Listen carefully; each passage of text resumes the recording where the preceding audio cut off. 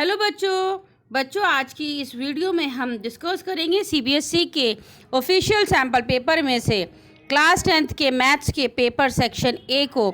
Section A में भी बेटा हम 15 क्वेश्चन को डिस्कस करेंगे। बाकी क्वेश्चंस मैं अपनी नेक्स्ट वीडियो में बताऊंगी आपको। तो आज का वीडियो बहुत ख़ास होगा। इस वीडियो में हम सेक्शन ए के 15 क्वेश्चंस के सारे आंसर सोल्यूशन को डिस्कस करेंगे। साथ ही साथ सारे कॉन्सेप्ट्स को बहुत अच्छे से आसान तरीके से समझेंगे। तो चलिए आज का वीडियो स्टार्ट करते हैं और सेक्शन ए के 15 क्वेश्चन के सारे क्वेश्चंस को सॉल्व करेंगे। और मैं आपको ऐसे ट्रिक्स भी बताऊंगी, अगर उस ट्रिक को यूज़ करोगे तो आप पेपर को इजीली सॉल्व कर लोगे। चलिए वीडियो को स्टार्ट करते हैं। सारे ही क्वेश्चंस को सॉल्व करेंगे और जो ट्रिक्स या फार्मूलाज मैं यूज़ करूंगी उनको अच्छी तरह समझ लीजिएगा, ठीक है। तो और साथ ही साथ बच्चों मैं आपको ये बताती चलूँ कि सीबीएसई की वेबसाइट पर जो क्वेश्चन पेपर है या सैम्पल पेपर्स हैं वो इंग्लिश में दिए गए हैं। तो इसको मैंने काफ़ी मेहनत करके इसको हिंदी में ट्रांसलेट किया है। तो सभी बच्चे प्लीज़ मेरी वीडियो को लाइक ज़रूर करना, शेयर करना अपने फ्रेंड्स के साथ जो हिंदी मीडियम वाले बच्चे हैं। और मेरे चैनल पर अगर आप न्यू हैं तो सब्सक्राइब ज़रूर करिएगा। तो चलिए वीडियो स्टार्ट करते हैं। क्वेश्चन नंबर 1 देखते हैं क्या लिखा है। 156 को अभाज्य गुणनखंड में व्यक्त करो। तो अभाज्य गुणनखंड कौन से होते हैं, अभाज्य नंबर कौन से होते हैं? वो नंबर जो किसी की टेबल में नहीं आते, किसी के पहाड़े में नहीं आते, सिर्फ अपने पहाड़े में आते हैं और एक के पहाड़े में आते हैं। तो आप 156 को मैंने इस तरह से किया है। 2 सत्ते 14, 2 अट्ठे 16, 2 तिया 6, 2 नीम 18, 3 एकम 3, 3 तिया 9, 13 एकम 13। तो इसके गुणनखंड क्या करेंगे हम? 2 गुणा 2 गुणा 3 गुणा 13। तो ये आपका आंसर हो गया। इसको मैं ऐसे करके लिख दूंगी इंटू 3 इंटू 13। ओके, चलिए तो क्वेश्चन नंबर 2 देखिए। एक द्विघात बहुपद ज्ञात कीजिए जिनके शून्यकों का योग तथा गुणनफल आपके 2 और -8 दे रखा है। तो देखिए आपको योग दे रखा है, शून्यकों का योग दे रखा है, यानी कि अल्फा प्लस बीटा दे रखा है आपको। 2 दे रखा है और इसका वो दे रखा है आपका गुणनफल अल्फा बीटा कितना दे रखा है? -8। हमारे पास एक जनरल इक्वेशन होती है इसी की बहुपद ज्ञात करने की। तो हम डायरेक्टली क्या करते हैं, उस इक्वेशन को लिखते हैं, उस समीकरण को लिखते हैं और अपनी वैल्यूज़ को पुट कर देते हैं। जैसे कि आपका अल्फा प्लस बीटा दे रखा है 2x और ये अल्फा बीटा दे रखा है -8 इक्वल टू 0। लगाना चाहो लगा दो, नहीं तो हम ऐसे भी छोड़ सकते हैं, ठीक है। तो ये था आपका क्वेश्चन नंबर 2। क्वेश्चन नंबर 3 में देखिए क्या कह रहे हैं। क्वेश्चन नंबर 3 में आपको HCF, आपको 2 नंबर्स दे रखे हैं और इसका HCF दे रखा है। आपको LCM निकालने के लिए बोल रहा है। तो बहुत सिंपल, हमारे पास फॉर्मूला है HCF गुणा LCM इज इक्वल टू दोनों संख्याओं का गुणनखंड। तो हमने यहाँ पे HCF की जगह 4 लिखा, LCM और दोनों संख्याओं को गुणनखंड कर दिया, दोनों नंबर्स लिख दिए हैं। फिर यहाँ से हमने LCM निकाल लिया है, ऊपर नीचे रख के सॉल्व कर लिया। तो 9696 आंसर आया है, ठीक है। इसी का एक ऑप्शन में दे रखा है क्वेश्चन, अंक गणित की आधारभूत प्रमेय लिखनी है।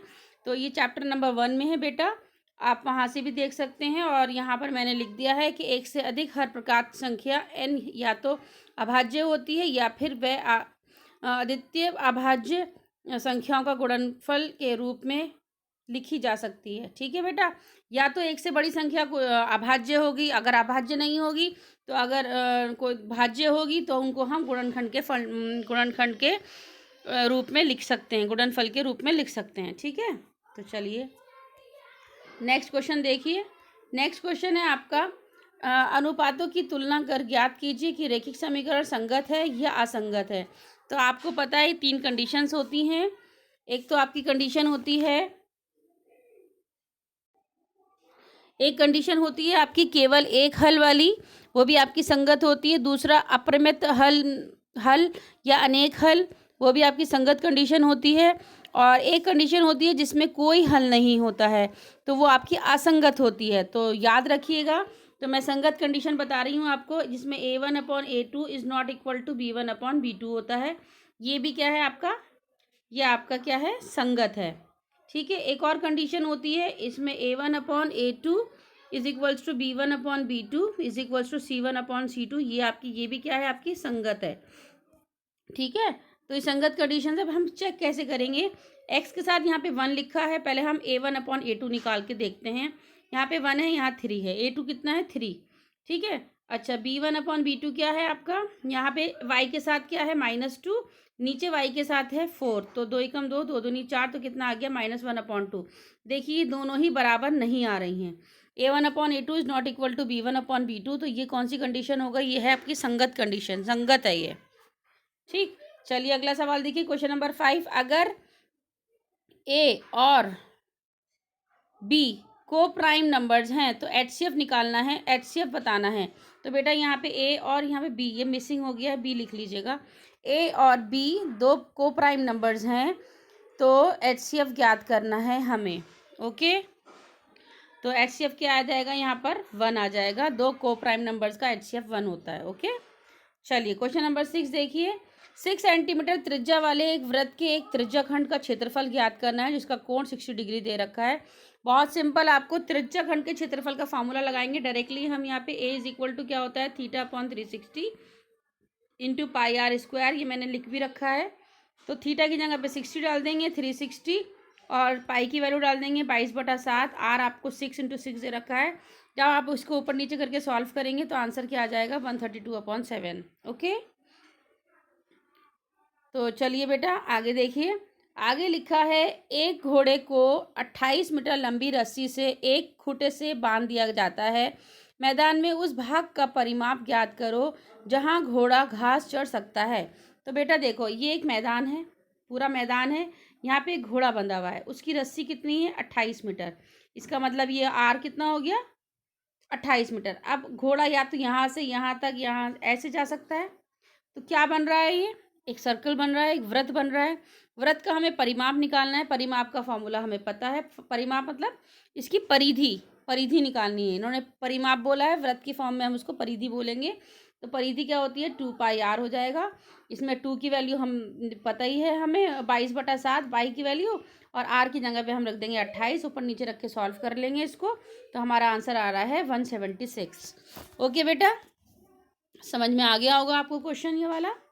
चलिए नेक्स्ट क्वेश्चन देखते हैं। क्वेश्चन नंबर 7 में लिखा है कि नीचे दी गई आकृति में DE समांतर है BC के। ये बताया, ये इसके समांतर है। ठीक है, तो ADE आपका कितना है, 70 है, ये आपको 70 दे रखा है ये वाला। और BAC आपका, BAC ये वाला भी कोण दे रखा है आपको 50। तो आपको निकालना है BCA, आपको ये वाला कोण निकालना है। बहुत ज़्यादा सिंपल, आपको पता है ये 50 है, ये दो समांतर रेखाएं हैं, तो हमें पता है समांतर रेखाएं ये हमारी क्या है, तिर्यक रेखा है। तो ये जो भी ये वाला कोण होगा हमारा, ये वाला कोण, ये वाला कोण बराबर होता है। तो देखो ये दो समांतर रेखाएं हो गई, इसके ऊपर यहाँ 70 दे रखा है, तो ये वाला भी क्या हो जाएगा, 70 हो जाएगा। ठीक है, ADE is equal to ABC के बराबर हो जाएगा 70। अच्छा BAC, हमें पता है तीनों किसी भी त्रिभुज के तीनों कोणों का जोड़ 180 होता है।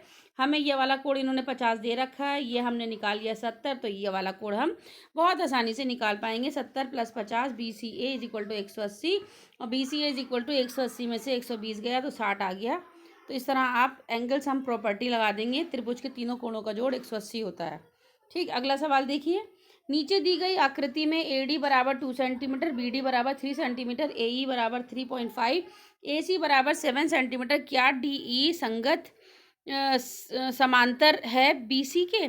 हमें ये बताना है कि ये इसके समांतर, ये इसके समांतर कब होगा, जब ये बटा ये और ये वाला नंबर अपॉन ये वाला नंबर अगर हमारा बराबर आता है, तो हम कह सकते हैं कि ये वाली रेखा, ये रेखा क्या है, समांतर है। तो देखिए ऊपर लिखा है 2 और नीचे लिखा है 2/3, 2/3 आ गया। अच्छा, यहाँ से लेके यहाँ तक तो 7 दे रखा था, ये वाला हमारा 3.5 दे रखा था, तो हमने क्या 7 में से 3.5 माइनस कर दिया, तो नीचे वाला भी 3.5 आ गया, नहीं आ गया। तो अब हम 3.5 ऊपर रखेंगे, 3.5 नीचे रखेंगे, देखेंगे काट के तो हमारा 1 आ रहा है। और इस पहले वाले कंडीशन में क्या था, 2/3 आ रहा था। तो क्या ये बराबर हैं, ये बराबर नहीं है। तो ये दोनों रेखाएं हमारी क्या हो जाएंगी, DE हमारे BC के समांतर नहीं हैं। ओके, चलिए अगला सवाल देखिए। 8वां सवाल लिखा है, एक वृत्ताकार मैदान की बाउंड्री पर फेंसिंग की दर 24 रुपये प्रति मीटर से 5280 है, तो मैदान की त्रिज्या ज्ञात करिए। फेंसिंग का मतलब बेटा ये है कि फॉर एग्जांपल कोई मैदान, वृत्ताकार मैदान है, तो यहाँ पे मैंने कुछ भी अपना कुछ ग्रिल लगवाई है या लोहे के रस्सी बंधवाई है या कुछ भी इस तरह से मैंने चारों तरफ कुछ करवाया है, वो उसे कहते हैं फेंसिंग। ठीक है, तो उसकी दर कितनी है? 24 रुपये है प्रति मीटर, यानी कि 1 मीटर अगर मैंने कोई काम किया तो उसके 24 रुपये मैंने दिए उसके। ठीक है, 24 रुपये लग रहे हैं। टोटल मेरा खर्चा कितना आया? 5280। तो मैं क्या करूँगी, मुझे क्या निकालना है कि पूरी इसमें लंबाई में कितना खर्चा आ रहा है। ठीक है, पूरा लंबाई का खर्चा तो दे रखा है 5280। मुझे ये पता करना है कि इसकी लंबाई कितनी है। तो मैंने कैसे पता किया? जितना खर्चा आया और 1 मीटर में कितना लग रहा है? 24 रुपये। तो मैंने इससे भाग कर दिया तो 200 मीटर, 220 मीटर इसकी क्या हो गई? इसकी परिधि हो गई। ठीक है, तो फेंस की लंबाई यानी कि वृत्त की लंबाई कितनी हो गई? 220। 220 और मैदान की परिधि कितनी होती है? 2 पाई आर। दोनों को बराबर रख दिया, यहाँ से आर की वैल्यू सॉल्व कर ली तो कितना आ गया? 35 मीटर आ गया। ठीक है बेटा। बेटा अगर कहीं भी कोई भी प्रॉब्लम होती है तो मुझे कमेंट करके बताइएगा, मैं आपकी प्रॉब्लम को ज़रूर सॉल्व करूँगी। ठीक है चलिए आगे देखिए। Next question. नेक्स्ट क्वेश्चन है, आंधी आने से एक पेड़ टूट जाता है और टूटा हुआ भाग इस तरह मुड़ जाता है कि पेड़ का शिखर ज़मीन को छूने लगता है और इसके साथ 30 डिग्री का कोण बनाता है। पेड़ के 5 बिंदु की दूरी जहां पेड़ का शिखर ज़मीन को छूता है 8 मीटर है। पेड़ की ऊंचाई ज्ञात कीजिए। तो देखो बेटा, ये एक पेड़ है आपका। ठीक है, जब आंधी आई तो पेड़ यहाँ से टूट गया। जब ये टूट गया तो ये घूम के कहाँ लग गया? यहाँ पे ज़मीन पे लग गया। तो इसका मतलब ये हुआ, जो पेड़ की लंबाई है ये और ये मिला के तो है ना, पेड़ की लंबाई कितनी हो गई? पेड़ की लंबाई ये थी हमारी। जब टूट गया तो ये जो टूटा हुआ है पार्ट यहाँ लग गया। इसका मतलब इसको इसको मैं जोड़ दूंगी तो मेरी पेड़ की लंबाई आ जाएगी। तो अब देखो, जब टूटा तो इन्होंने बताया कि ये जो टूट के यहाँ पे लग रहा है वो 20 मीटर है, और जो पेड़ से और जहाँ पे टूट के इसका जो 5 बिंदु, इसका टॉप जो लग रहा है वो इससे 8 मीटर की दूरी पर है।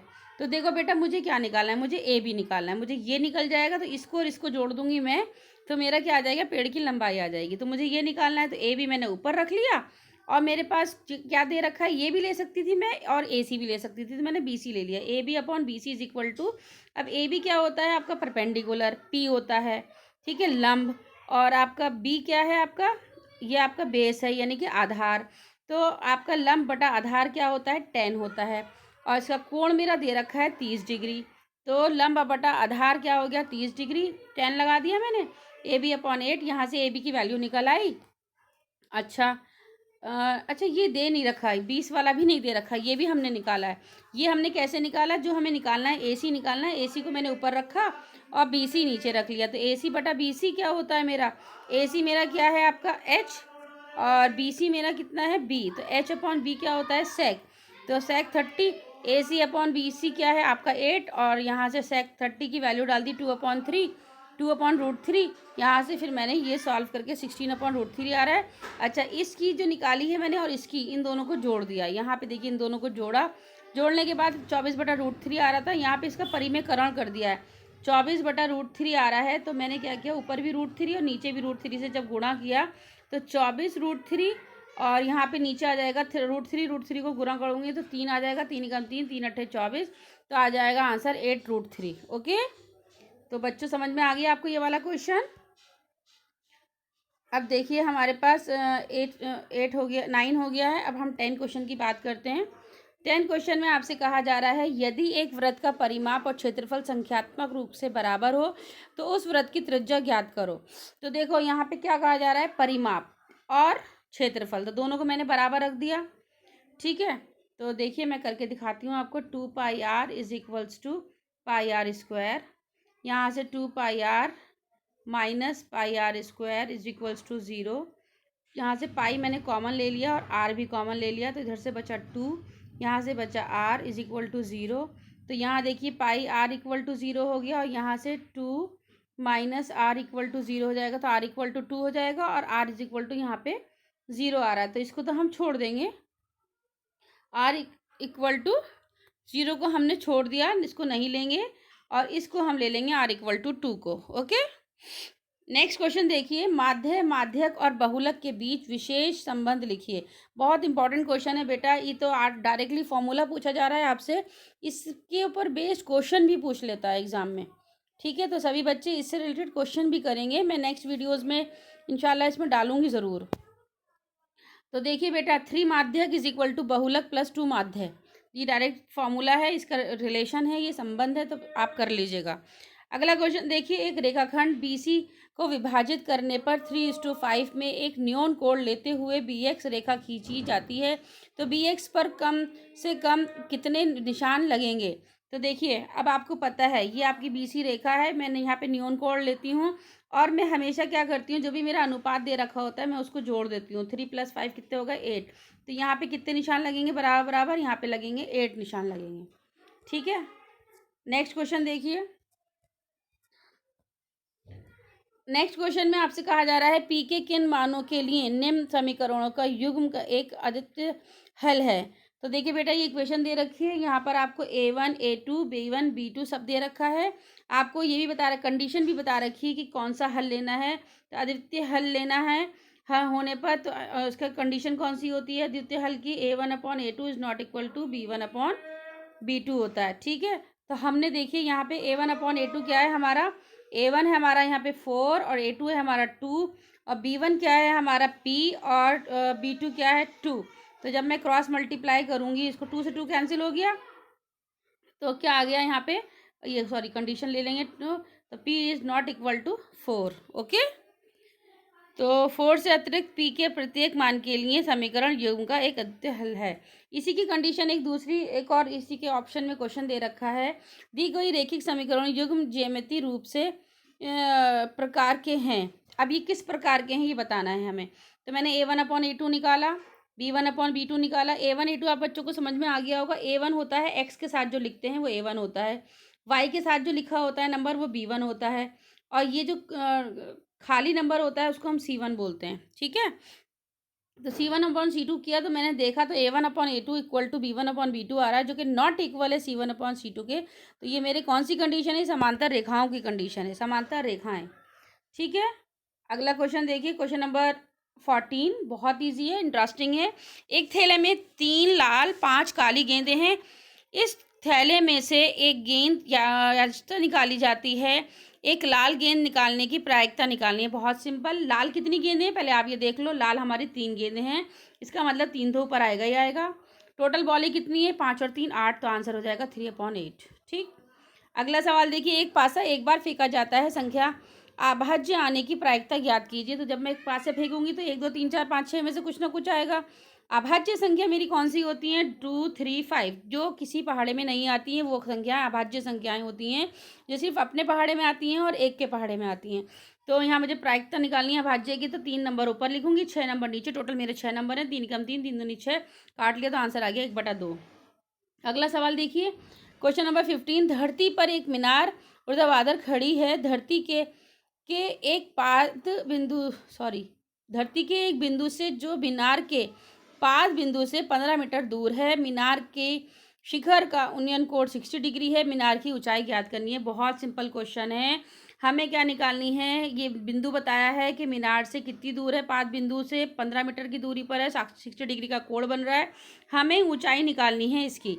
तो हमने जिसकी ऊंचाई निकालनी है उसको मैंने ऊपर रख लिया, ए बी ऊपर रख लिया, और BC नीचे रख लिया, AB/BC की, क्योंकि P होता है ये B होता है, P/B मेरा tan होता है, tan 60, और tan यहाँ पे 60 की वैल्यू डाल दी तो √3 होती है, AB/15, तो AB की वैल्यू निकाल ली मैंने 15√3।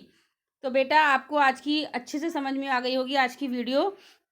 मैंने आज यहाँ 15 क्वेश्चन डिस्कस किए हैं, सभी क्वेश्चंस बहुत इंपॉर्टेंट हैं, सैम्पल पेपर 2021 का पेपर है ये, और बाकी के क्वेश्चंस मैं नेक्स्ट वीडियो में डिस्कस करूँगी।